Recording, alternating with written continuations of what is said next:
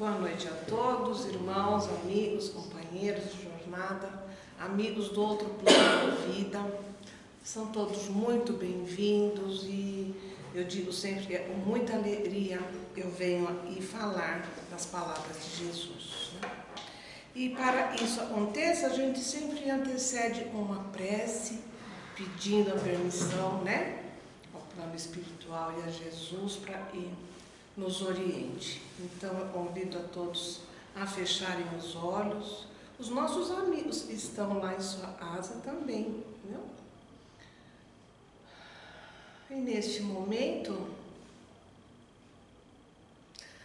nós pedimos a proteção do Pai do céu, o amor e a misericórdia de Jesus, o amparo da espiritualidade amiga, o abraço aconchegante desse nosso anjo guardião de tantas e tantas jornadas, dos nossos espíritos afins e também nos acompanham, e por isso podemos melhorar e podemos mostrar a eles o nosso empenho. E aos mentores desta casa, pedimos a permissão para ler, para falar sobre os ensinos de Jesus. Para que cada um de nós, ao sair daqui, esteja melhor do que quando aqui chegou. Assim seja. Então, meus amigos, hoje vai ser um lugar lugar comum, mas eu vou dizer que eu estive pensando muito na questão dos nossos irmãos do Sul, né? E o dia que eu fui fazer o meu evangelho no lar, então, eu pedi a Jesus que me orientasse no que falar. E veio esta mensagem e eu quero dividir com vocês. O capítulo é o 13º do Evangelho segundo o Espiritismo. E ele diz que a mão esquerda não saiba o que faz a direita. E dentre as instruções dos Espíritos, tenha esta instrução do Espírito Michel. Essa mensagem foi recebida em Bordeaux, em 1862, e ele vem nos falar sobre a piedade. Aí eu fui procurar o que vem a ser piedade. A gente fala tanto, né? Piedade, Senhor, piedade. Vamos ver o que é, né? Então, piedade é um ato devocional, é um ato a Deus, é a nossa expressão de amor a Deus, ao próximo e a nós mesmos. Então, quando Jesus diz, amai ao próximo como a ti mesmo, né? A Deus acima de tudo e ao próximo como a ti mesmo, Ele está nos dizendo isso, seja piedoso. Então a mensagem diz assim: a piedade é a virtude que mais nos aproxima dos anjos. É irmã da caridade e nos conduz a Deus. Deixai o vosso coração enternecer-se diante das misérias e dos sofrimentos dos vossos semelhantes. Sábado passado, minha filha estava em casa, foi deitar no sofá para a gente assistir TV e tal, e estava passando uma reportagem sobre a tragédia. Ela começou a chorar e ficou com vergonha. Eu falei, filha, chora, porque essas lágrimas vão fazer bem para eles. E essa mensagem vem na segunda-feira seguinte. Então o Espírito diz: vossas lágrimas são um bálsamo e derramais nas feridas daqueles necessitados. E quando ainda mais eles são tocados por uma simpatia, eles conseguem ter restituído uma esperança e uma resignação. É verdade que essa ventura, a piedade, tem um certo amargor, porque ela surge sempre ao lado de uma desgraça. Difícil, né, a gente ter piedade quando não está acontecendo nada. Olha, eu já dizia isso aqui. Mas, se não apresenta o forte sabor das alegrias mundanas, também não traz as pungentes decepções do vazio deixado por esses. Pelo contrário, tem uma penetrante suavidade e encanta e a alma. A piedade, quando profundamente sentida, é amor. O amor é devotamento. E o devotamento é o esquecimento de si mesmo.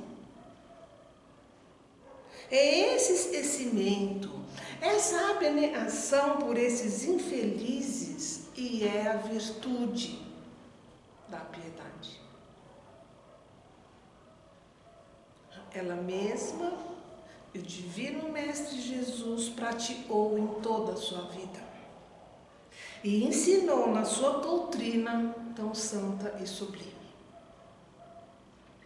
Jesus falava na compaixão.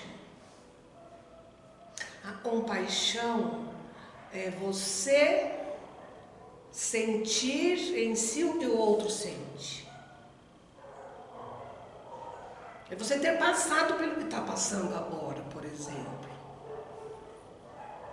E se você nunca viveu numa enchente dessa, você só pode imaginar o que é. Nós não temos condições de avaliar a dor deles, o sentimento, a dor da perda, não só dos bens materiais, mas das pessoas e dos bichos. Nós não temos condição de avaliar isso. Então Jesus falava na compaixão. A compaixão é você ter uma dor de ouvido e sabe quanto dói, quanto incomoda, meu Deus. E quando alguém vem te falar, eu estou com uma dor de ouvido, você fala, é ruim mesmo, mas vai passar, porque você já sentiu. Isso é compaixão. E ele continua assim: quando a doutrina de Jesus for devolvida à sua pureza primitiva, quando for admitida por todos os povos da terra, ela tornará a terra feliz, fazendo reinar a concórdia, a paz e o amor. Se nós estamos longe disso, o que nos conforta saber é que estamos muito mais longe de como era antes. Muito mais longe. De quando não havia esse entendimento, né? Não havia essa piedade, essa solidariedade, onde os povos eram bárbaros. Então nós já estamos muito mais longe daquilo. Cada dia que passa é um dia a mais que nós estamos mais perto dessa renovação da doutrina pura de Jesus na Terra. Nós sabemos ainda hoje que existem lugares no nosso planeta em que os cristãos ainda são presos. Os cristãos ainda são torturados. É difícil, né, a gente aternar essa ideia, mas cristão ainda estão sendo perseguidos, torturados e mortos. E ele continua assim: o sentimento mais apropriado a vos fazer progredir, domando o vosso egoísmo e o vosso orgulho, eles dispõem a vossa alma para a humanidade, para a beneficência e ao amor ao próximo, é a piedade. Essa piedade e vos comove até as fibras mais íntimas diante do sofrimento dos vossos irmãos, e vos leva a estender a mão caridosa e vos arranca lágrimas e simpatia. Jamais sufoqueis, portanto, em vossos corações essa emoção celeste, nem façais como esses espíritos egoístas endurecidos e fogem dos aflitos, para que a sua visão nas misérias não lhe perturbe a sua feliz existência. E nós sabemos que tem muitos de nós ainda assim. Eu conheci um ilustre espírita, palestrante, autor de livros, e ele não tinha receio em dizer: não ponha um mendigo na minha frente, porque eu não suporto. Eu não suporto aquele cheiro, eu não suporto aquela imagem, não me põe um desses na minha frente. Vocês vão passar vergonha por mim. Então, quando temos ainda em caminhar, né? É a prática espírita só que nos dá isso? Não. Nós somos piedosos, sendo espírita, sendo ateu, sendo judeu, sendo qualquer coisa, nós temos que ser piedosos. A doutrina espírita vem nos trazer isto, estas informações dos espíritos.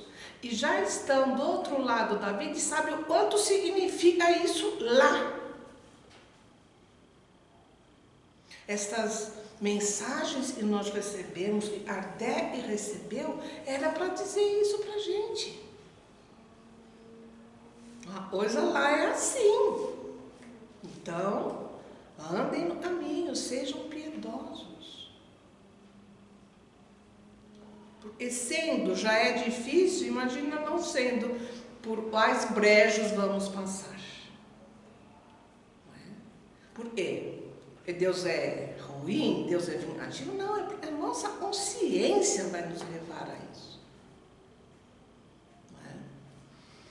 E ele diz assim: jamais sufoqueis, portanto, em vossos corações essa emoção celeste, nem façais como esses espíritos egoístas e fogem aos aflitos, para que a sua miséria não lhe perturbe por um instante a sua feliz existência. Temeis ficar indiferentes, quando puderem ser úteis.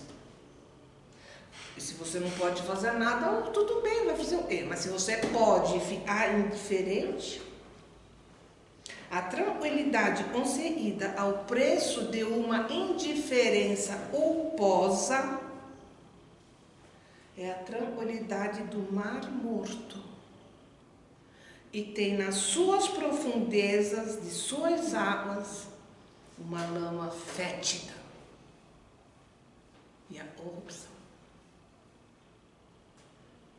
Quanto a piedade está longe, entretanto, de produzir a perturbação e o aborrecimento daqueles que se valham do seu egoísmo. Quanto? Não é um ou dois nessa humanidade. Não há dúvida de que a alma experimenta o contato ou a desgraça alheia, um estremecimento natural e profundo, e faz vibrar todo o vosso ser e vos afeta penosamente. Mas a compensação é grande. Quando conseguires devolver a coragem e a esperança para um desses irmãos infelizes. A piedade é a melancolia, mas celeste. Porque ela é irmã da caridade. A gente fala que caridade é doar coisas, levar uma palavra, mas a piedade é sentir nas suas entranhas aquilo que o seu irmão está passando. Por isso diz que piedade é um sentimento de devoção, de amor a Deus, e amor ao próximo, e amor a si mesmo.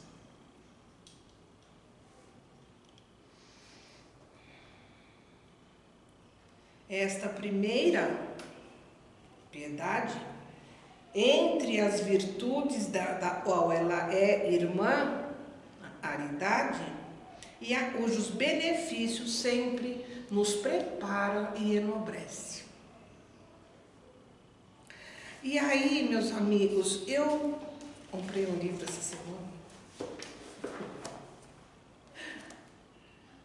Comprei um livro, faz tempo que eu não tinha ele, Jesus no Lar, do Chico Xavier, pelo Espírito Neio Lúcio. Se vocês puderem ter, é muito bom. E aí eu vim aqui e tinha assim uma mensagem da compaixão. É um livro mais ou menos igual a Boa Nova, né, do nosso irmão Humberto de Campos, que conta dos bastidores, né, da passagem de Jesus, coisas que a gente não vê no Evangelho, não sabe realmente como foi, né? Então ele conta isso. Então, neste item ele diz assim: e dentro de uma noite clara estavam reunidos os discípulos e Jesus na asa de Pedro. Então eu fico pensando, né? A asa de Pedro era o centro espírita, era o lugar das reuniões, né? Quisesse ou não, tinha que ser na asa de Pedro. Aí Jesus ficou pensando, como estender esses valores da Boa Nova? Jesus falava sobre isso naquela noite. Como instalar o mesmo dom e a mesma bênção em mentalidades diversas? Vê? Não tinha como, porque cada um tem um nível de compreensão. Mas aí, depois daquele debate todo, Jesus ficou em silêncio e João, acho que era o mais atrevido esse moleque, sabe? Ele era novo ainda, então ele tinha mais sede de saber, de ficar perguntando, né? Então João perguntou assim: Senhor, o que fazer diante da calúnia e nos dilacera o coração? E Jesus respondeu: tenha piedade do caluniador e trabalha no bem de todos. Porque o amor desfaz as trevas do mal e o serviço destrói a ideia desrespeitosa. O que fazer com esse caluniador? O que fazer com essa alúnia? Não devia ter me falado isso de mim. O que fazer? Tenha piedade dele e trabalha, faça o seu serviço. É isso que eu digo nas minhas preces, onde eu falo dos nossos espíritos afins. Eu tenho que trabalhar, eu tenho que fazer, eles vejam que eu estou melhorando. Não tem outro jeito de fazer com que eles me deixem. A não ser ele se conscientizando de que eu não sou mais aquela pessoa do passado. Então, continue trabalhando. Daí, Tiago, filho de Zebedeu, irmão de João, pergunta assim: e como agir perante a eles que nos atacam brutalmente? E Jesus respondeu: um homem que se conduz pela violência deve estar louco ou envenenado. Então ajude ele a se refazer. Piedade.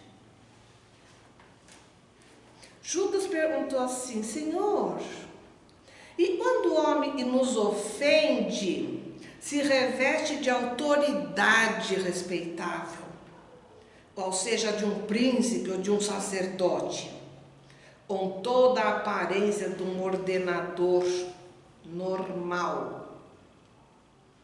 Aí ele diz: a serpente pode ocultar-se num ramo de flores, e há vermes que habitam no fundo de belas frutas. O homem de elevada categoria e se revele violento e cruel, também é doente, é um enfermo. Compadece-te dele, por ele dorme num pesadelo de escuras ilusões, da qual ele tem medo de despertar. Por quê? Porque a consciência vai mostrar para ele o que ele tem feito de ruim. Muitos de nós têm medo. Estou com medo de dormir porque eu tenho sonhos assim. Isso acontece com crianças. Porque a consciência está chamando a reparar.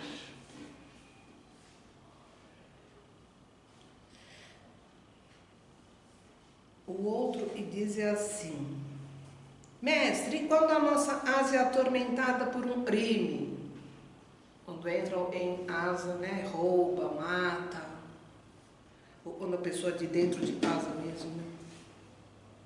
Vimos há poucos dias aí, né, o rapaz de 16 anos que matou pai, mãe e irmã, só porque ele foi tomado dele o celular. Como poderei diante daquele que me ataca, atraiçoa e desonrou o meu nome ou ensanguentou o meu lar? E Jesus diz: tenha piedade com esse delinquente de qualquer classe. E não desejes você violar a lei. E ele desrespeitou. Não vai você usar do mesmo artifício, né? Ele desrespeitou a lei. Ele é um delinquente, um criminoso. Você vai ser igual, usando da força, usando da dente por dente, olho por olho. Então Jesus falou para ele: apieda-te do delinquente de qualquer classe, e não viole a lei que ele desrespeitou, porque o perseguidor e o criminoso de todas as situações arrega consigo a abrasadora fogueira. Bartolomeu perguntou assim: o que fazer do juiz que nos condena com parcialidade? Olha, isso aí 2000 anos atrás, né, tinha todos esses problemas, né, no judiciário, nas delegacias, né? Tenha compaixão dele e continua operando no bem de todos que te cercam. Há sempre um juiz mais alto do que ele, analisando a eles e censuraram ou amaldiçoaram, e além de um horizonte, outros horizontes se desdobram, mais dilatados e luminosos. Senhor, falou Tadeu, vamos proceder diante da mulher que nós amamos e se entrega a quedas morais. Jesus olhou para ele com brandura e disse: os sofrimentos íntimos dela, dia e noite, não diz para você da aflição que ela tem em ser punida? Ela própria já está se punindo. Ela já deu a si a pena. Depois disso, fez-se um balsâmico silêncio no círculo doméstico. E logo ao perceber que os aprendizes haviam parado as interrogações, o Senhor concluiu: se pretendemos banir os males do mundo, cultivemos o amor que se compadece no serviço e constrói a felicidade de todos. Meus amigos e irmãos, não tem outro remédio a não ser trabalhar. E não é sair de casa de manhã e trabalhar, não é vestir sua roupa de médico e trabalhar. É qualquer coisa que você faça, é útil, é trabalho.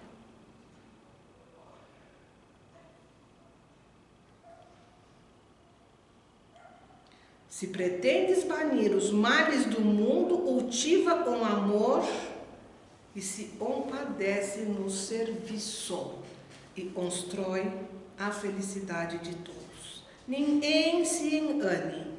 As horas são inflexíveis instrumentos da lei e distribui a cada um segundo as suas obras. Ninguém procure sanar um crime praticando outros crimes, porque o tempo tudo transforma na terra, operando com as labaredas do sofrimento ou com o gelo da morte.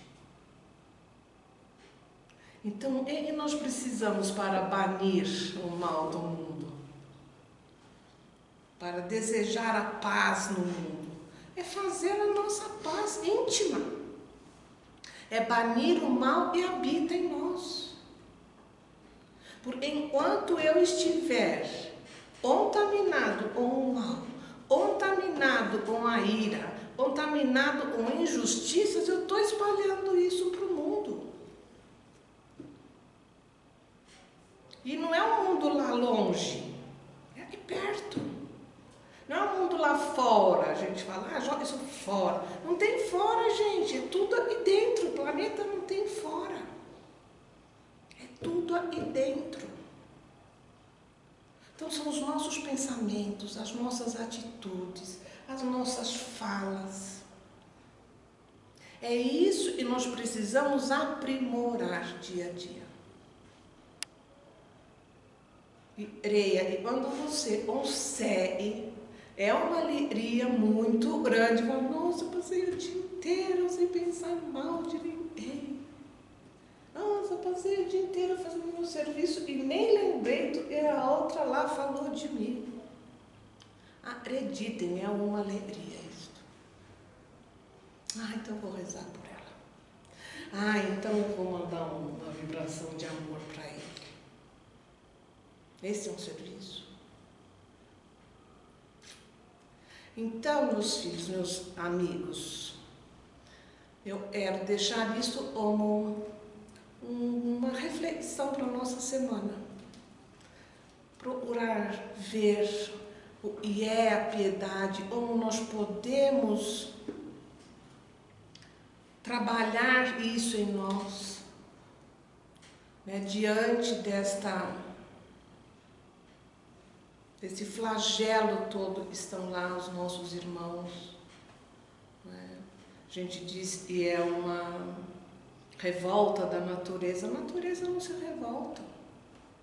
A natureza segue o seu curso. A natureza sem nós é a natureza. Nós é que não somos nada sem a natureza.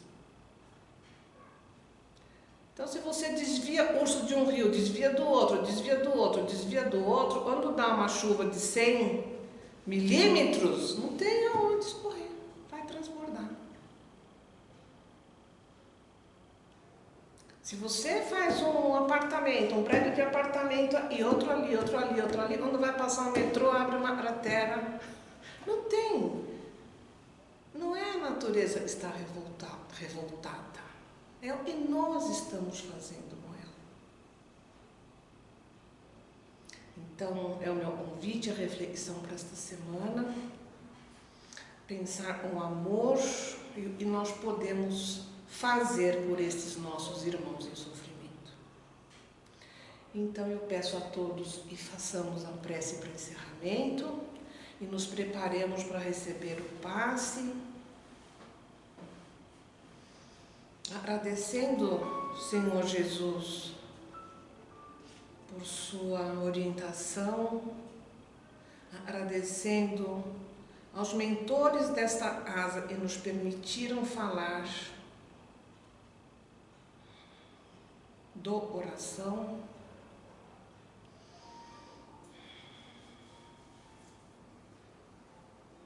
Agradecendo a todos estes irmãos desencarnados e aqui estão conosco, pedindo ajuda, pedindo para serem ouvidos. Sempre que nós pudermos ler o Evangelho em nossas asas, em oferecimento a estes espíritos, também é um serviço. É um bem que nós estamos fazendo a estes também. E assim, meus amigos, uma oração repleta de gratidão e de alegria. Façamos a oração que Jesus nos ensinou para darmos por encerrado a nossa conversa desta noite. Pai nosso que estás no céu, santificado seja o vosso nome. Venha a nós o vosso reino. Seja feita a vossa vontade, assim na terra como no céu. O pão nosso de cada dia nos dai hoje. Perdoai as nossas ofensas, assim como nós perdoamos a quem nos tem ofendido. Não nos deixe, Senhor, a ir em tentação e nos livre de todo o mal.